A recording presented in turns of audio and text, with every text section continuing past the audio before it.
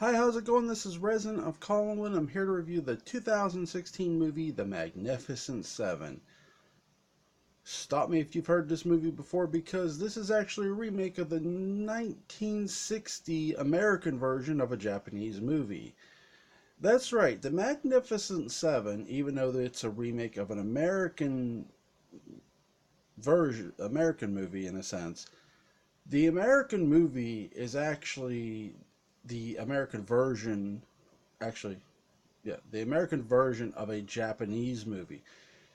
Now people are going to say, wait, The Magnificent Seven wasn't a Japanese movie? There's a movie called The Seventh Samurai, and it's the same exact concept as The Magnificent Seven. In fact, the writer of The Magnificent Seven, the producers, stole the exact same story from that. Instead of using samurais, though, they said it as a western. They said it as gunslingers. The Seven Samurai sued the people that made it, sued and won in U.S. court. So, yes, the Magnificent Seven, the 1960s version, still got made. It's a little did you know 101. That's the thing people might not know. And is that wrong? It's wrong that they tried to steal it without paying for the rights.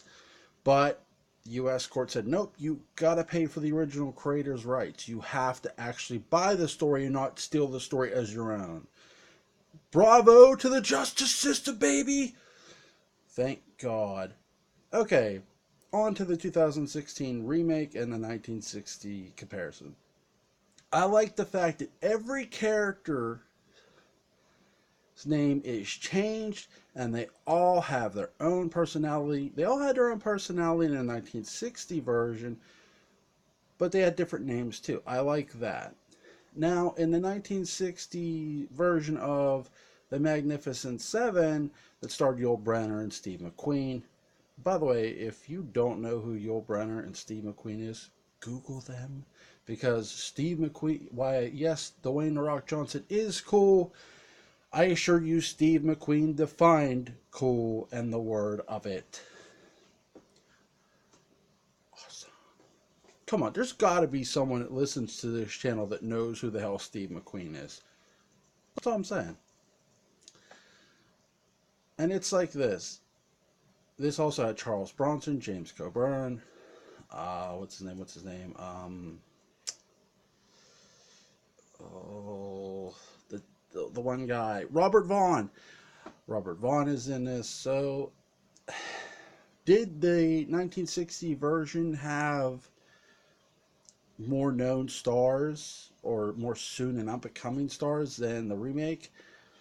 Here's the thing: the 1960 version also had Eli Wallach as the villain, and I would say that Eli Wallach's villain, both villains are brutal. I will give them that, and I'm going to say while the new version of the villain is more sinister and more vicious than Eli Wallach's, Eli Wallach's character still stands up to this day. This movie, the 2016 movie, starts off similar to the events, just more colder. They're a lot more cold blooded, and the Coal Baron, is much more vicious in this movie, in this version, and with a different name than Eli Wallach's character was in the 1960s version. Excuse me. Um, so I would say, by the way, if I didn't answer my question, yes, I would say the 1960s had more up and coming stars where Yul Brynner at the time was the only really, because Steve McQueen was still young, he was still fresh. I would say with this was more stars who had been built up. You look at Vincent D'Onofrio, you look at Chris Pratt, you look at Denzel Washington, they're already household names. I love that they got Denzel Washington and Ethan Hawke back together in this. Ethan Hawke is innocent as well and sort of steals this movie a little bit. Chris Pratt definitely steals it at the end. This movie, when it starts off a little slow, even after the initial killings. Their church is burned. This woman's husband is shot. They actually kill a woman in this, which is shocking as shit, even in 2016. Even though I'm doing this review in 2019. Look, I love westerns. I love the open range look they got in these shots. What I don't love, even though this is primarily done in town, I don't love how the towns look in this town. I thought they looked cheap and just poorly put together. Until the actual gun shooting started, the actual like main shooting where they got to the big scene, and that's what I'll say. The big scene in this is the fight, the main fight. I mean, it's literally the whole main fight is the biggest part of this movie. The opening where they get into town, the Magnificent Seven kill 22 guys. Is very well done. I love how it was done in this. Better than what it was in the 1960 version. I do, but in the 1960 version, at times the Magnificent Seven were at each other's throats, which I liked. At this, they weren't at all. I didn't like that. I didn't find that believable. Because mainly they're gunslingers. But here's what I like better about the 2016 version.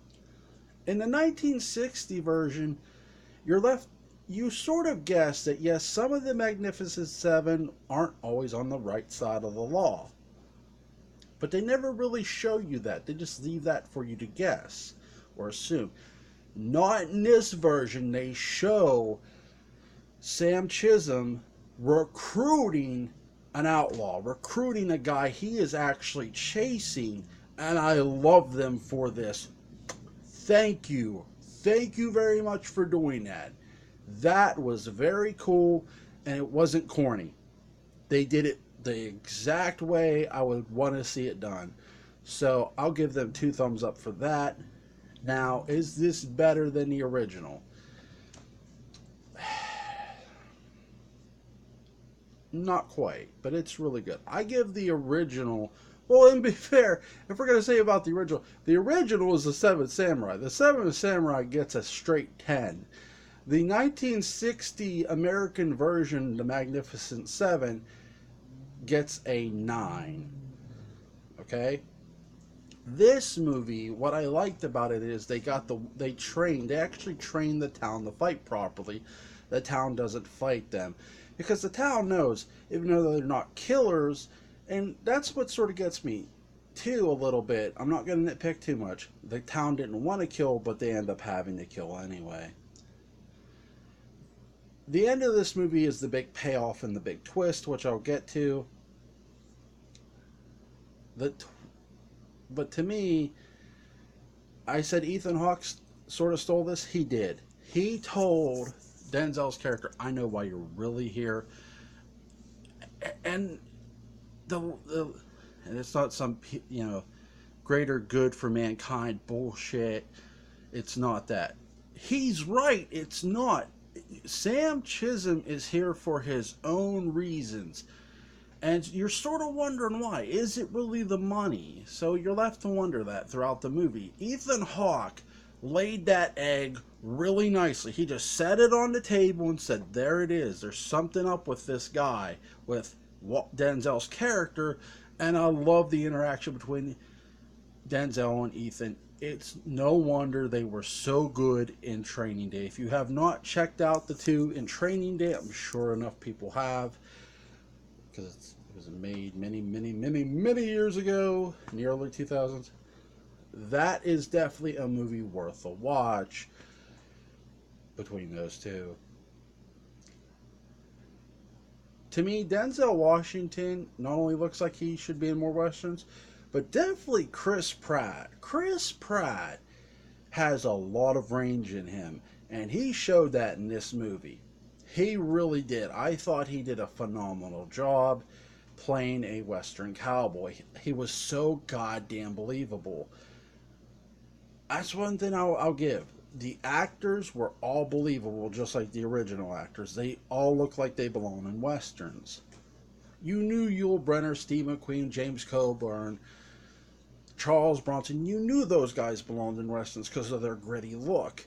These guys, yes, they're built up through years of experience, but some people just don't look right as cowboys, and these guys all did. They all did a phenomenal job. The twist in this movie is the main villain actually killed members of Denzel Washington's family, raped his mother, Sam Chisholm's mother, all that shit. They get down to Chisholm and the final guy. By the way, I love the scene where Chris Pratt is getting shot up, and he's right close to the minigun, the Gatling gun, and he sneaks in a cigar, lights a fuse, and then throws that shit before he dies.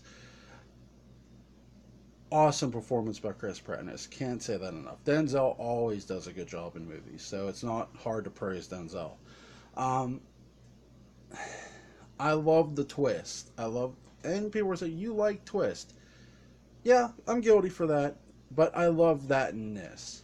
They did a good job. They tried to make this movie their own. In a lot of ways, they did. There's early ways they didn't, but this movie is different in some ways. It's not a complete remake shot for shot. So, the girl actually who they taught to shoot, the girl who hired him, actually kills the main villain, which felt like true justice in this movie. I'm going to give this an 8. An 8. I know I just gave it huge compliments, but to be fair, I can't put it on par with the Seven Samurai or the 1960s American version. I did enjoy this movie. It's very enjoyable. It has a lot of blood in it. Has a lot of Western violence in it. The Western violence in it looks good.